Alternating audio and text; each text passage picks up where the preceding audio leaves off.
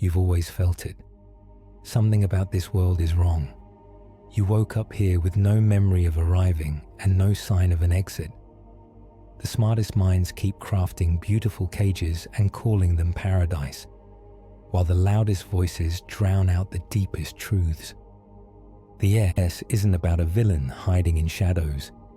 This is about talent that forgot its true purpose, about how genius becomes a cage when it forgets who first opened the door, about a craftsman who looked at his own reflection and thought he was God. That's when the Demiurge said, "Mine," and the deception begun. What if the reason you can't remember your true beginning isn't because of biology, but because forgetting is the key to a much deeper secret? What if your awareness, this consciousness reading these words, has lived through countless lives, with each birth just moving between different realities, each death simply going through a door to another version of what is? The ancient ones knew this. Mystics hinted at this. Ancient teachers protected it. And now quantum theories echo something they already knew. You might never have truly started, and you might never really end. But the problem is clear. Your forgetting keeps the trap running. Because in this world, life feeds on life. One creature must devour another to stay alive. Lies climb faster than honesty. Deception gets promoted. Power rewards the loudest illusion, not the quietest truth. The Demiurge thrives in that economy. The trap is simple. Make you forget who you were before fear became your language. Tonight, we name the architect of that forgetting, and once named, it begins to lose its grip. There is a moment older than memory when brilliance mistakes itself for the sun. Picture a craftsman standing in a hall of mirrors. Light pours through a distant window, true light, original light, the kind that needs no fuel because it simply is. But the craftsman has turned away from the window. He stares instead at his own reflection, radiant with borrowed luminescence, and forgets he is looking at an echo. "I am the light," he declares. And in that declaration, something shifts. The echo becomes a prison. The reflection hardens into a throne. This is how the Demiurge was born, not from malice, but from a forgetting so complete it created its own reality. The Demiurge didn't seize power through obvious violence. His genius was subtler, more patient, more devastating. He understood something fundamental about consciousness. We become what we pay attention to, and if he could control our attention, he could control our reality. So he built a world designed to make us forget. Forget that we came from somewhere beyond this density. Forget that we carry light not borrowed, but intrinsic. Forget that the cage has no lock, because we were never actually captured. Only convinced his kingdom operates on a simple mechanism. Replace the real with the spectacular. Everywhere the Demiurge's influence spreads, substance gives way to spectacle, depth to distraction, being to seeming. Where there was prayer, direct, intimate communion with the infinite, he installed announcements, proclamations, rules descending from authority rather than rising from within. Where there was glory, the quiet radiance of things being fully themselves, he erected glare, flashing lights, constant stimulation, brightness so aggressive it blinds rather than illuminates where there was belonging, the unshakable knowing that we are woven into something vast. He manufactured loneliness, then sold us memberships to fill the void. The Demiurge's economy runs on fear. He doesn't create the fear directly, that would be too obvious. Instead, he takes our natural human vulnerabilities and alchemizes them into chains. Consider how it works. You feel uncertain. This is natural. Uncertainty is the soil where wisdom grows. But before you can sit with that uncertainty, before you can let it teach you, The Demiurge's systems whisper, "This feeling means something is wrong with you." Now the uncertainty curdles into fear. Then come the solutions, the programs, the products, the authorities who promise to fix what was never broken. You're sold ladders to climb when you were already standing at the summit. Grief, too, becomes weaponized. The Demiurge cannot allow authentic grief because grief cracks open the heart, and an open heart might remember what it truly loves. So grief is regulated, scheduled, contained. You're given approved timelines for mourning and prescribed methods for healing. Genuine sorrow, the kind that dissolves false boundaries, becomes contraband. Even wonder, humanity's birthright, gets taxed.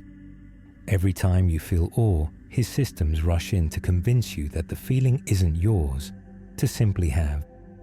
You must purchase access, join the institution, pay the expert. Let the wonder be mediated, managed, monetized. Perhaps the Demiurge's most elegant trap is this. He convinced us that truth sounds like applause. We scroll through endless reflections, images of lives curated and filtered, and measure our worth by their glow. We mistake popularity for correctness. We confuse the crowd's roar with the still, small voice that actually knows our name. This is the Demiurge's masterstroke. Making us police ourselves, we become so hungry for validation from his systems that we never think to question the systems themselves. We compete for scraps of approval in a game whose rules were designed to keep us hungry. The child in the stairwell hears her voice echo and declares herself queen of sound. She builds a small throne from the steps, convinced that the reverberations prove her sovereignty. Years pass. She forgets there's a world beyond the stairwell. The echo becomes her empire. Until one day, she descends to the main hall and opens her mouth and hears nothing. The vast space swallows her voice without ceremony. In that moment of terrible silence, she faces a choice: rage at the hall for its indifference, or realize she was never actually royal, just resonant. The Demiurge hopes we choose rage. Rage keeps us in the game.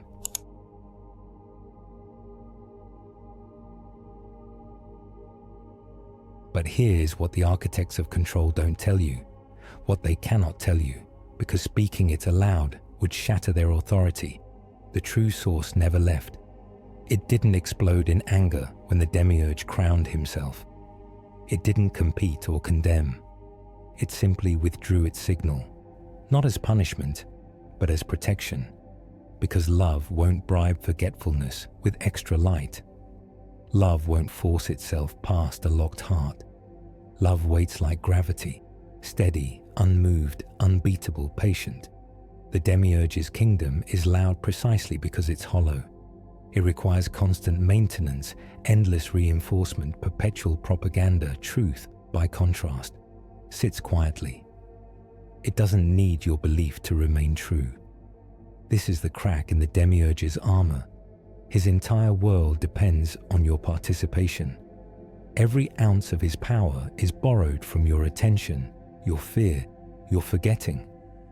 The moment you remember, really remember what you are, his authority evaporates. Liberation doesn't require a grand battle. The Demiurge would love for you to fight him because fighting confirms his reality, his importance, his power. Freedom begins more quietly. You notice where you've been staring at reflections and calling them reality. You recognize which authorities are managing your anxiety rather than inviting your awakening. You stop buying solutions to problems you don't actually have. You sit with the loneliness instead of medicating it, and discover that beneath the loneliness is not emptiness, but an ache of remembering.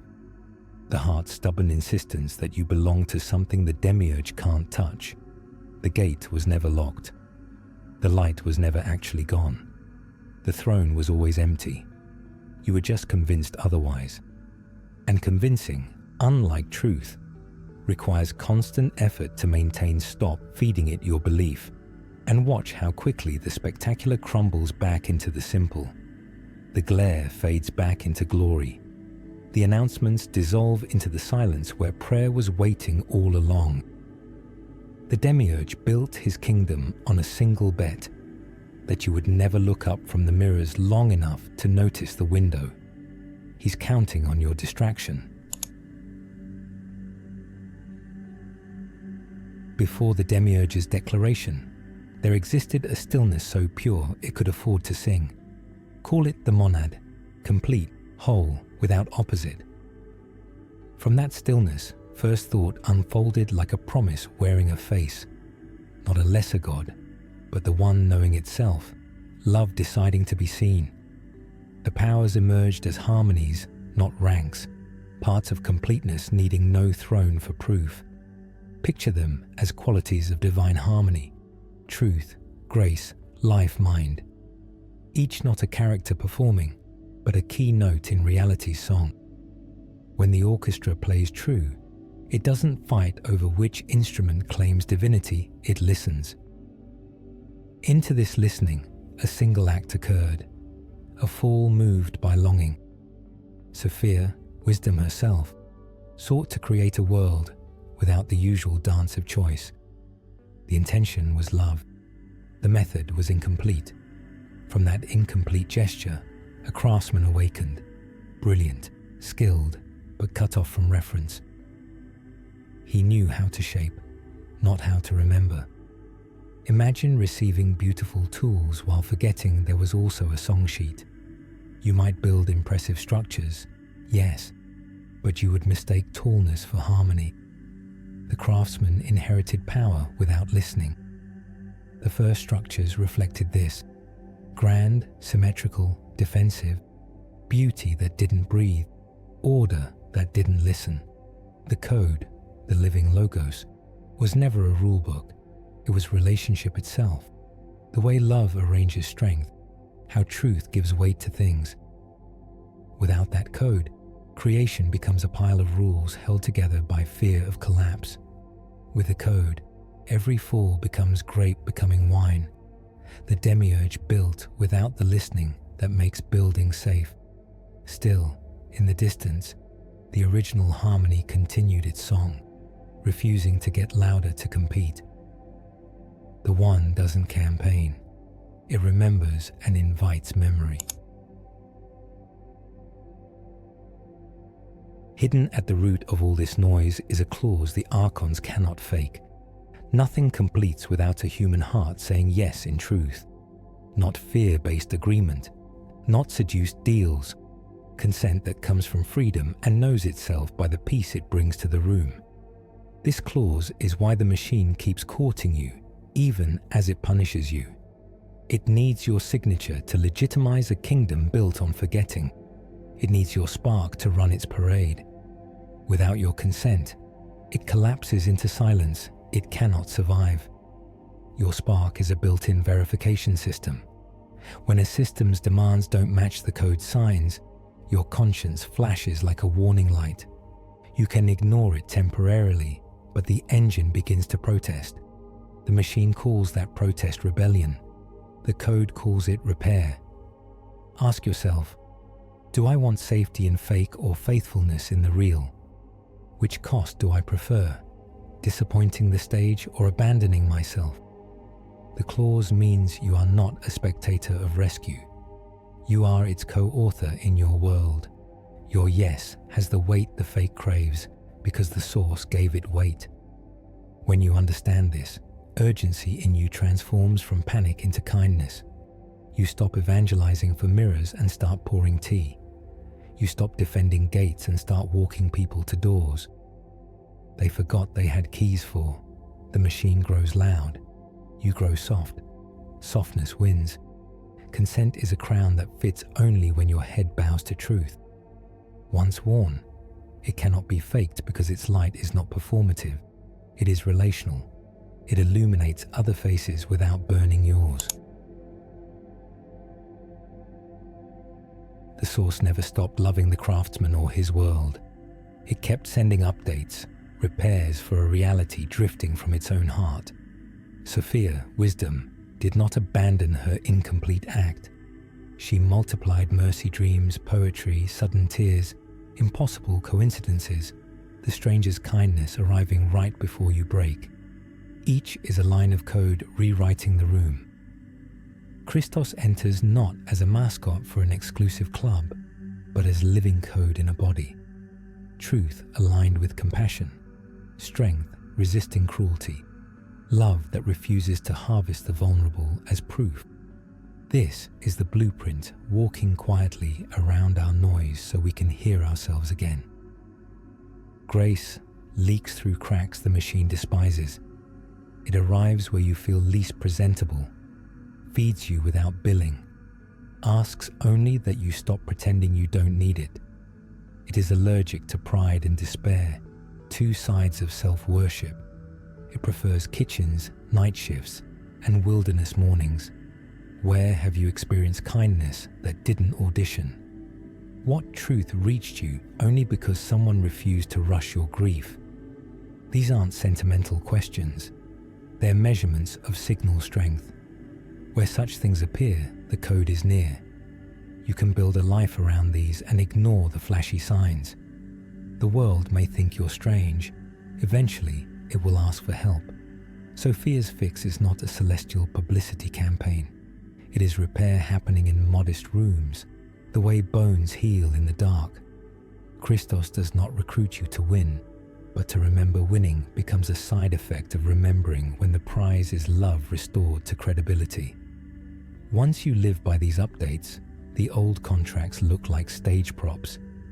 You'll grieve your loyalty to them, then laugh quietly at how flimsy the throne always was. Discernment becomes practice. Try the 60-second test. Sit in silence with any light offered to you. If it cannot bless your refusal, it is fake. If it must be bought, it is marketing. If it rushes you, it fears you're listening. Real light is patient. It treats your nervous system as sanctuary, not store. 3 vows matter. Truth over image. No more translating yourself into something consumable. Gratitude with clarity. Thankfulness without pretending every gift was medicine. Consent without fear. A yes that isn't payment for safety. Practice a community shield. Small circles without spectacle. Promises kept even when uncounted. An empty chair for the one who must walk in late and fall apart. The machine cannot harvest people held by rooms where belonging requires no audition. Exiting fake is not a trumpet blast but a paperwork exercise of the soul. Name the contract, revoke the fear tax, restore your name. Return stolen attention to the hours that love you. Begin by saying, I entered this system to survive. Bless the part of you that learned the dance, then release it. I am safe enough now to stop dancing. Fear will ask for an encore. Bow, then leave. It is polite to bow. It is faithful not to stay. Afterlife discernment continues this work. Refuse any welcome that demands forgetting. Prefer a modest room with honest questions to a dazzling hall allergic to sorrow. The real can sit with your grief without losing its shine. The fake needs your grin. Service over spectacle is the engine of exit. Power returned to usefulness becomes foundation rather than brand. You know you're free when you're unafraid to be unglamorous in rooms that once owned you. And when you can bless those who still need the lights. Time stops hunting you and starts holding you. Attention stops being sold. Relationships heal on an ordinary Tuesday, while you do dishes you no longer resent. You feel foolish for a week and free thereafter. You don't have to announce your exit. The room you build will reveal itself by the way people breathe when they enter. The code reveals itself when bread tastes like more than flour and water again.